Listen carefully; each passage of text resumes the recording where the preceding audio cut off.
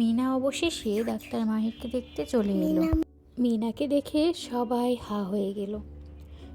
মিনার ভাই তো আরও বেশি অবাক। ডাক্তার মাহির তো নিজের চোখেই বিশ্বাস করতে পারছে না যে এটা মিনা।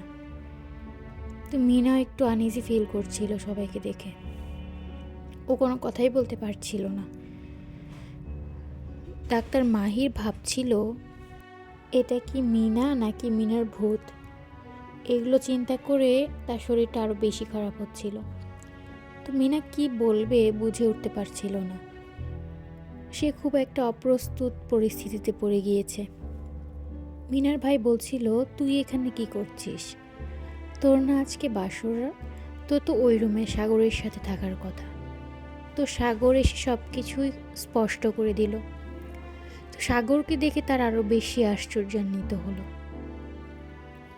তো সাগর সবাইকে ক্লিয়ার করে দিল যে মিনা ডাক্তার মাহিরকে দেখতে এসেছে। তার শরীর খারাপ হয়েছে এটা শুনে সে দৌড়ে এসেছে। তো সাগরের কথায় সবাই আরও বেশি অবাক হয়ে গেল। ওইদিকে মিনার ভাবিও চলে এসেছে এবং সেই সাথে দিয়াও। তো তারা তো মিনাকে দেখে ভয় পেয়ে গিয়েছে যে শরীর টরীর খারাপ করলো কি না, নাকি সমস্যা হয়ে গেল যে এখানে চলে এসেছে। তো মিনাকে সে অনেক কিছু জিজ্ঞেস করছিল কিন্তু মিনা কোনো উত্তরই দিচ্ছিল না। এতে তার ভাবি আরও বিরক্ত হচ্ছিল। তো দিয়াও মিনার আচরণে বেশ অবাক হয়ে গিয়েছিল। একটা মেয়ের বাসর রাত ছেড়ে এখানে আসার কথা ছিল না। তো দিয়া যতই চাইছিল না যে মিনার বিয়েটা হোক, এখন যেহেতু হয়ে গিয়েছে তো এখন তো নিশ্চয়ই সে বোনের ভালোই যাবে। ওদিকে ডাক্তার মাহিরের কাছে সব কিছু কেমন ঘোলাটে হয়ে যাচ্ছে। সাগর অবশেষে মুখ খুলল। সে সবাইকে বলল, আমি মিনাকে নিয়ে এসেছি যেন সে আর মিনা মিলে ডাক্তার মাহিরকে দেখতে পারে।